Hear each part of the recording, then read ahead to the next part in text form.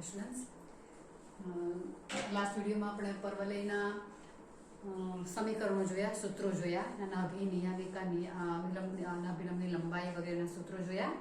હવે એના પર ડિપેન્ડન્ટ એટલા 4 જ સૂત્ર છે, પણ y² = 4ax ના 4 અને x² = 4by ના 4. આમ 4 સૂત્રો બંને મળીને 8 સૂત્રો થશે. ક્યારે કયું સૂત્ર આવે તે જ તમારે ધ્યાનમાં રાખવાનું છે, બાકી દાખલા તમારા ઇઝીલી થઈ જાય એવું થાય છે. એટલે હવે એના પર ડિપેન્ડન્ટ આપણે એક્સરસાઇઝ છે, એક્સરસાઇઝ સ્ટાર્ટ કરીએ. સ્વાધ્યાય 11.2 એકદમ ઇઝી તમારા ક્વેશ્ચન્સ આમાં આવે. ઓકે, તમને ઇક્વેશન આપેલું હશે, બે પ્રકારના ક્વેશ્ચન આવે. ઇક્વેશન આપેલું હોય તમને નાભીને નિયામિકા ને એવું બધું પૂછશે, અથવા તો નાભીને નિયામિકા કંઈક આપ્યું હોય તમને ઇક્વેશન પૂછે. બે પ્રકારના તમારા સમ્સ અહીંયા આવશે. 11.2 ના પહેલા 6 દાખલા જે છે તેમાં તમને પરવલયના સમીકરણ આપેલા છે અને તેને આધારે તમારે એના નાભી નિયામિકા પરવલયનો અક્ષ નાભિલંબના અંત્યબિંદુ વગેરે શોધવાનું છે. 6 માંથી આપણે 3 કરીશું, 3 તમારે હોમવર્કમાં કરવાના છે.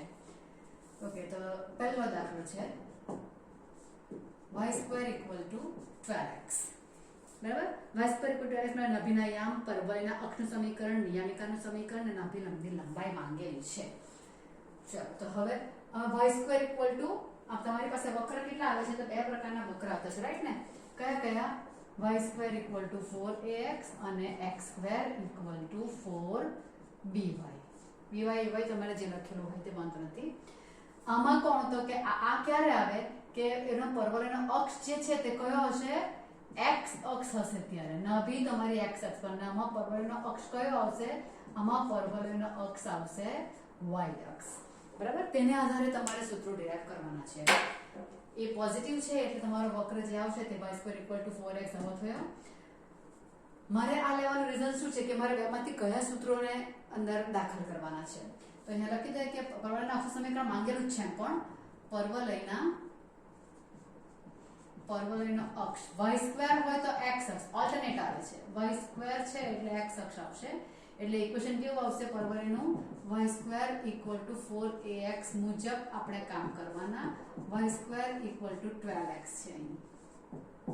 તો આ લોકોને સરખાવી x ના ગુણકને એટલે મને એ મળી જાય, કારણ કે કોઈ પણ મારે વસ્તુ મેળવવી મને એ જોઈશે. એટલે 4a = 12 છે એટલે a = 3 આવશે.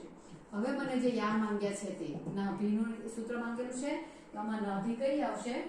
તો કે જો પરવલયનો અક્ષ x અક્ષ હોય તો નાભીના યામ આવશે a, 0. એટલે આ આવવાનું a, 0. બરાબર છે. નિયામિકાનું સમીકરણ, જો x અક્ષ પર જો નાભી હશે તો નિયામિકા x = -a. અહીંયા જે લેશો તે આવે, પણ x યામ a છે એટલે x = -a આવશે. નાભિલંબની લંબાઈ શું આવશે? તો એનું સૂત્ર છે અહીંયા જે હોય તે જ 4 માનાંકમાં, પણ એ નેગેટિવ હોઈ શકે એટલે નાભિલંબની લંબાઈ પોઝિટિવ બનાવવા માટે આપણે મોડમાં લખવાનું છે. નાભિલંબના અંત્યબિંદુઓ, એના અંત્યબિંદુઓ કયા આવશે? x યામ a છે એટલે આનો પણ x યામ a આવે ને પ્લસ ઓ માઈનસ ડબલ થશે એના 2a. આટલા છે. તો એને આધારે અમારે એની કિંમત મૂકવાની એ જ થશે. તો a બરાબર 3 છે એટલે આનો જવાબ આવશે 3, 0 નાભીના યામ. નિયામિકાનું સમીકરણ x = -3 or x + 3 = 0. નાભિલંબની લંબાઈ 4 માનાંકમાં 3 એટલે 6 કેન્સલ આવશે, 12 આવશે. અને નાભિલંબના અંત્યબિંદુમાં 3 ± 2, 3 એટલે આવશે 3 ± 6. બસ આટલા તમારા આ આન્સર થશે. સૂત્ર તમારા બદલાય, જો x² હોય તો આ બધા ઓલ્ટરનેટ થઈ જશે. બસ એટલા સૂત્રો તમારે ધ્યાનમાં રાખવાના છે. આમાં નાભી કેવી આવે? 0, a અથવા તો 0, b લખી શકો છો તમે, b ના સંદર્ભમાં લખો તો. ચાલો, તો બીજો દાખલો કરીએ એટલે ખ્યાલ આવી જશે તમને. Question number 2. પરિણામ છે x² = 6y.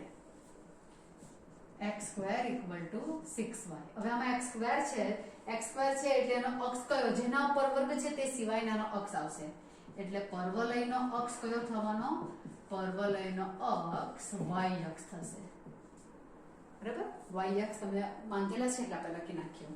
એટલે પરવલયનું સમીકરણ કયું આવશે? તો કે પરવલયનું સમીકરણ જે આવવાનું y અક્ષ વાળું એટલે x² = 4by.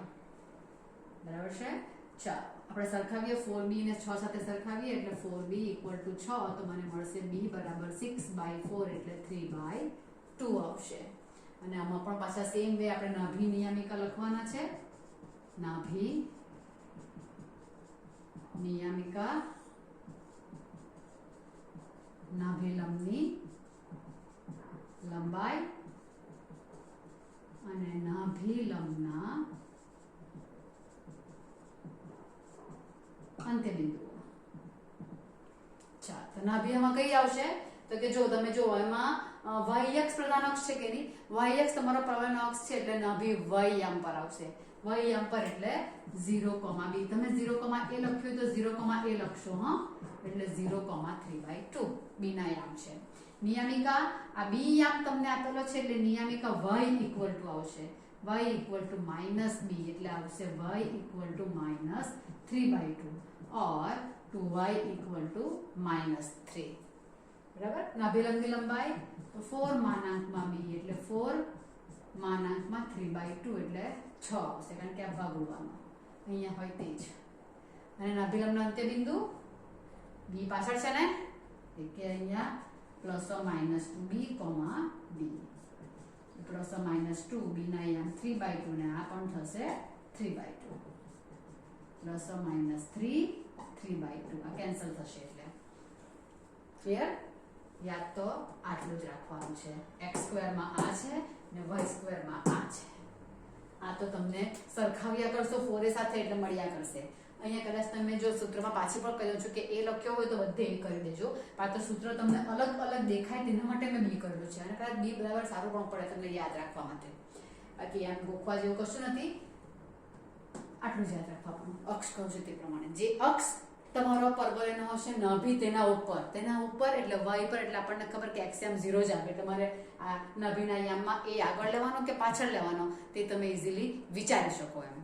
એટલે એના માટે હું તમને કયા કરું છું. અહીંયા x અક્ષ એટલે x અક્ષ પર નાભી, x અક્ષ પર નાભી એટલે y યામ 0 જ આવે. અહીંયા y અક્ષ પર નાભી એટલે x યામ 0 જ આવે. પછી બાકીના તમારા બન્યા કરશે. બરાબર. તો આ બે દાખલા થયા. હજુ એક તમારો કરું, બાકીના 3 તમારે કરવાના રહેશે. હા,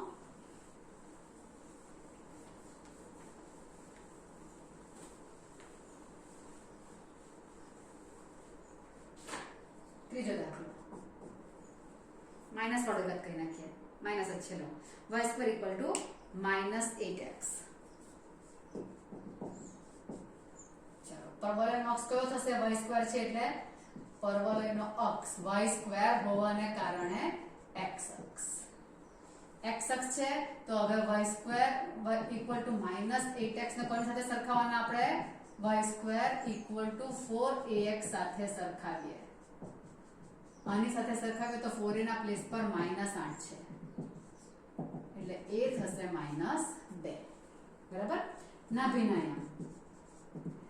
યામ અહીંયા કયા આવશે તો x અક્ષ આવ્યો ને પરવલયનો એટલે y યામ 0 x અક્ષ પર આવશે એટલે -2,0 એની વેલ્યુ મારી -2 આવેલી છે. નિયામિકા કોણ આવશે? તો x અક્ષ પ્રધાન અક્ષ એટલે x = -a અને x = -a એટલે આવશે x = -2 એટલે +2 બીકોઝ a પોતે માઈનસ છે. ચાલો, એટલે હવે નિયામિકા થઈ ગઈ. નાભિલંબની લંબાઈનું સૂત્ર શું છે? 4 a. 4 એટલે 4 -2 એટલે 8 આવશે. બરાબર. મેં તમને કહ્યું કે આ માઈનસમાં છે તો પ્લસ બની જશે પણ આવે x નો ગુણક જ નાભિલંબની લંબાઈ. અને લાસ્ટમાં છે નાભિલંબના અંત્યબિંદુઓ. નાભિલંબના અંત્યબિંદુઓ અને એ કયા આવશે તો કે x યામ a છે એટલે a જ આવશે તો આ એના ડબલ થશે. એટલે આપણે કરીએ a એટલે -2 + -2 * -2 એટલે -2 -4. બરાબર. એટલે આ તમારી નાભી થશે. +-4 લખો તો એ કોઈ વાંધો નથી. હા, ઓકે. તો બાકીના 3 તમારે કરી નાખવાના. સૂત્રો એરા છે તમને બંને લખાવરા તેના આધારે કમ્પ્લીટ કરી નાખજો. આપણે હવે કરીશું 7મો દાખલો. 7મો અને 8મો કરીશું. 9મો અને 10મો તમારે કરવાનો સેમ જ છે.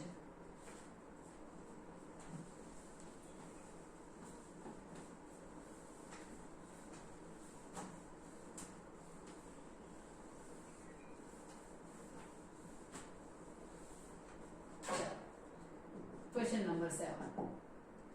સાતમા ક્વેશ્ચનમાં હવે 6 ક્વેશ્ચન સુધીમાં તમને ઇક્વેશન આપીને બધું નાભીઓ પૂછતા હતા. હવે તમને નાભી એવું કંઈ આપશે અને સમીકરણ પૂછશે. ચાલો પહેલામાં આપણે છે નાભી 6,0 નાભી 6,0 અને નિયામિકા આપેલી છે. નિયામિકા આપેલી છે x -6. પરવલયનું સમીકરણ મને કેવી રીતે ઓળખાશે? કયું આવશે? y² વાળું આવશે કે x² વાળું આવશે? તો એને ત્રણ રીતે ઓળખી શકાય. જો એક પરવલયનો અક્ષ આપેલો હોય તો પરવલયનો અક્ષ x અક્ષ એટલે y² વાળું સમીકરણ, પરવલયનો અક્ષ y અક્ષ એટલે x² વાળું સમીકરણ. બરાબર છે. બીજું કઈ રીતે ઓળખાશે? જો મને નાભી આપેલી હોય તો નાભી x અક્ષ પર આપેલી હોય તો y², નાભી y અક્ષ પર આપેલું હોય તો x². બરાબર છે. અહીંયા જોઈ લો, નાભી મને ક્યાં આપેલી છે? x અક્ષ પર આપેલી છે ને, x અક્ષ પર આપેલી છે એટલે નાભીને હું a,0 તરીકે ઓળખાવું છું. એનું સૂત્ર તો a,0 જ આવે છે. ક્યાં તો a,0 ક્યાં તો 0,a. તો અહીંયા જે પ્રમાણે આપ્યું છે તો આ અચળને a કહી દઉં ને 0. અને નાભી x અક્ષ પર હોવાથી નાભી x અક્ષ પર હોવાથી પરવલયનું સમીકરણ કયું આવવાનું છે? તો કે પરવલયનું સમીકરણ આવશે x અક્ષ પર એટલે y² = 4ax. બરાબર છે. તેમાંથી એ તો મને મળી ગયો, y² 4 6x એટલે y² = 24x. પતી ગયો તમારો 7મો દાખલો. પણ મારે ખાલી આમાં અગત્યનું શું, ઇક્વેશન કયું લેવાનું છે તે જ જાણતા હોવા જોઈએ. તે જ અગત્યનું છે. બાકી અહીંયા જે આપેલો હોય તેના 4 ગણા તે તમારું ઇક્વેશનમાં આવી જાય. ચાલો આગલામાં પણ કદાચ નાભી જ આપેલી છે. બધામાં નાભી તો આપેલી છે 4 દાખલામાં. 0,-3 0,-3 અને નિયામિકા આપેલી છે. જો y આપ્યો કે નહીં અહીંયા એટલે y = આપેલું છે 3. બરાબર. નિયામિકામાં y = આવશે. ચાલો તો હવે અહીંયા નાભી ને સરખાવું તો 0 તો 0 જ રહેશે ને આ લખી દેવાનો મારે b ઓર a, તમે જે કહેવાના હોય તે. તો અહીંયા મને a બરાબર શું મળે છે? a બરાબર અનુરૂપ ઘટકોને સરખાવી દઉં તો a બરાબર -3 મળશે. અને નાભી ક્યાં છે? y અક્ષ પર છે. નાભી y અક્ષ પર હોવાથી પરવલયનું સમીકરણ y અક્ષ છે એટલે x ની ઉપર વર્ગવાળું 4ay -12y.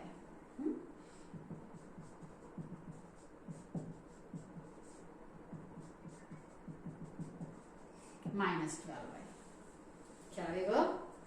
સેમ 9મા દાખલામાં મને શિરોબિંદુ આપ્યો, મને કઈ ખબર નહીં પડે કે બંનેના શિરોબિંદુ સરખા જ છે, પણ નાભી આપેલી છે 3,0. 9મા દાખલામાં આપેલી છે નાભી 3,0 અને શિરોબિંદુ આપેલું છે 3,0 ને મેં કઈ રીતે લખી શકું? a,0. એટલે કયા અક્ષ પર તે જોઈ લેવાનું. તો a બરાબર મને 3 મળે છે. નાભી x અક્ષ પર એટલે પરવલયનું સમીકરણ કયું આવશે? y² = 4ax. બસ આટલું તમને આવડી જવું જોઈએ આ દાખલાઓમાં. y² = 4, a નો જવાબ 3 છે એટલે મને ઇક્વેશન મળશે y² = 12x. આ થઈ ગયું મને આન્સર. અને લાસ્ટમાં છે -2,0. તે પણ આ જ દાખલો છે, આવું જ છે. -2,0 એટલે a બરાબર -2. x અક્ષ પર નાભી છે એટલે ઇક્વેશન આ જ આવશે, પણ અહીંયા -2 આવશે એટલે અહીંયા y² = -8x તમારો આન્સર બનશે. ગ્રાફ દોરવો હોય તો આનો આમ દોરાય, અહીંયા 3,0 ને પેલામાં -2,0 છે એટલે આમ દોરાય.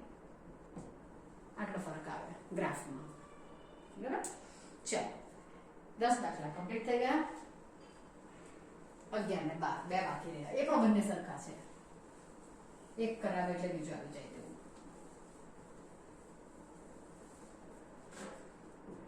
11મો દાખલો.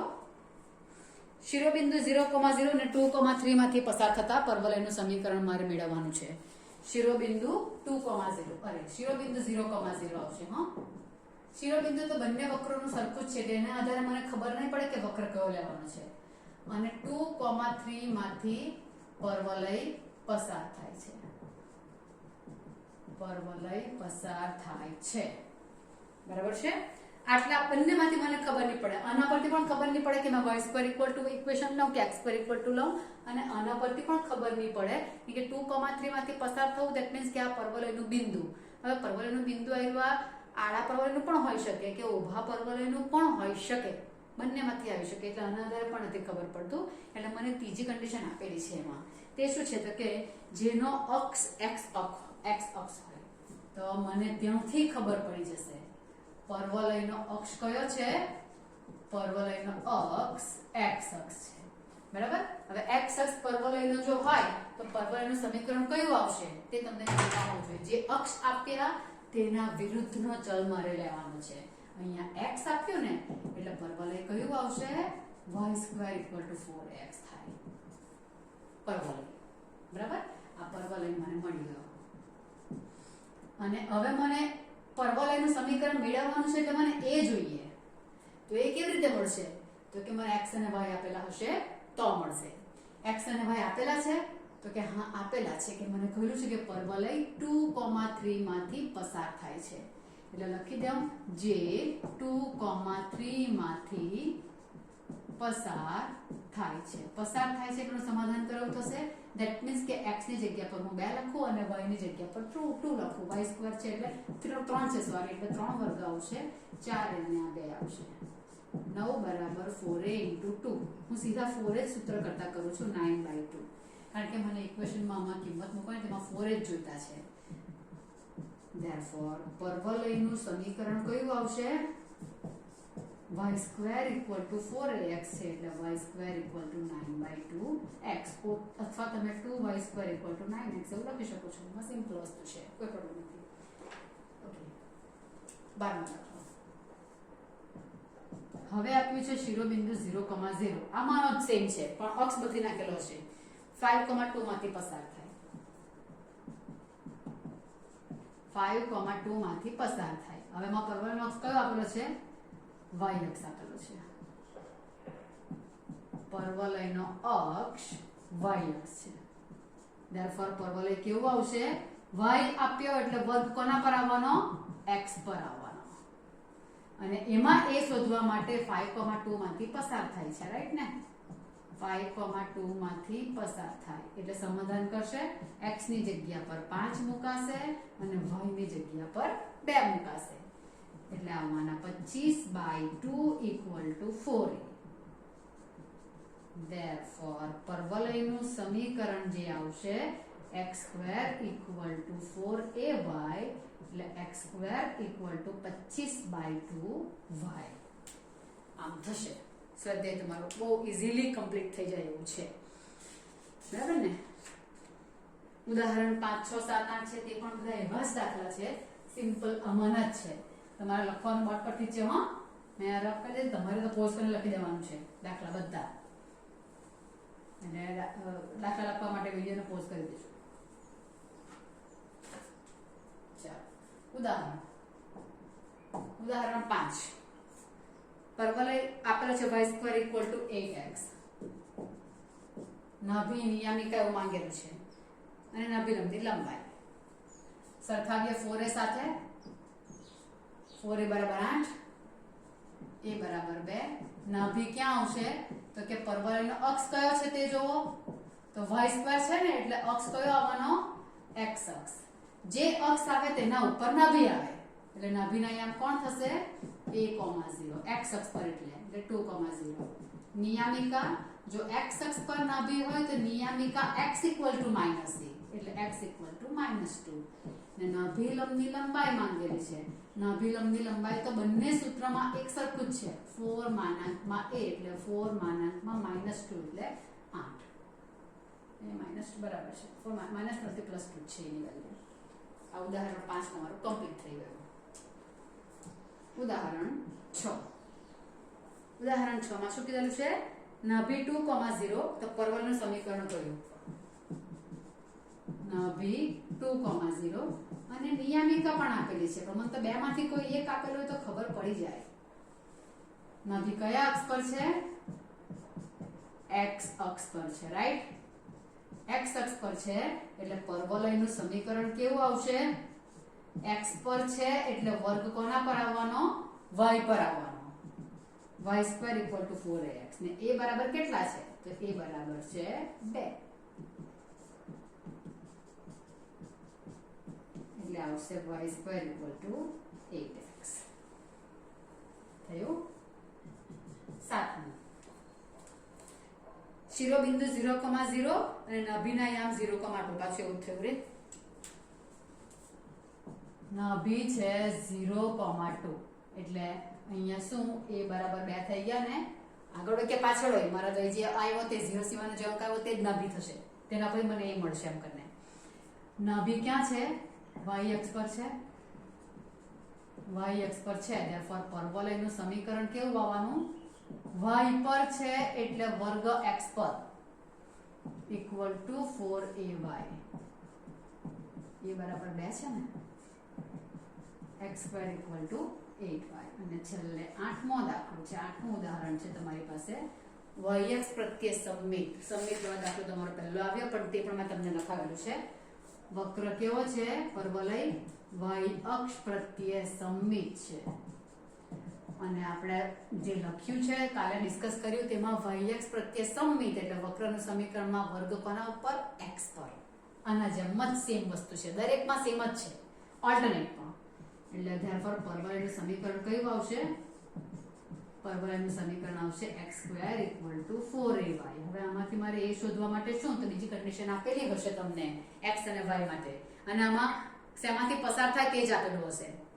y અક્ષ પ્રત્યે સમમિત, શિરોબિંદુ એનું ઉગમ બિંદુ અને 2, -3 માંથી પસાર થાય છે. જે કેમ શેમાંથી પસાર થાય છે?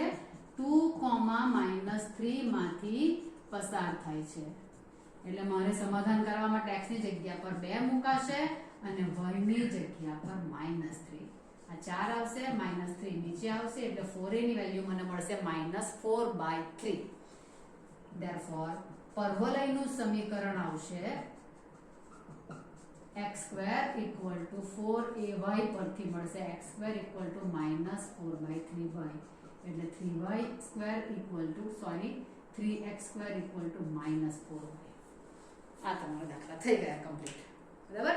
આખું પરવલય આખું જ તમારું કમ્પ્લીટ થઈ ગયું. પણ હા, સૂત્રો તમને કયામાં કયા આવે તે આવડશે તો જ આવડશે, અધરવાઇઝ આ પણ નહીં આવડશે. હા, એટલે બરાબર ધ્યાનપૂર્વક કયું તમને ખબર પડે, અક્ષ ને સૂત્ર કયું આવે તે જ મગજમાં રાખો અને પછી સૂત્રને લર્ન કરો. બહુ જ ઈઝી છે. ચલો, ચેપ્ટર પૂરું તમારું. હવે બાકીના 2 જે છે અતિવલયને ઉપવલય તે M5 સર ચલાવશે. એટલે મારા તરફથીનો પોર્શન કમ્પ્લીટ થઈ ગયો છે. ઓકે, ચલો બાય.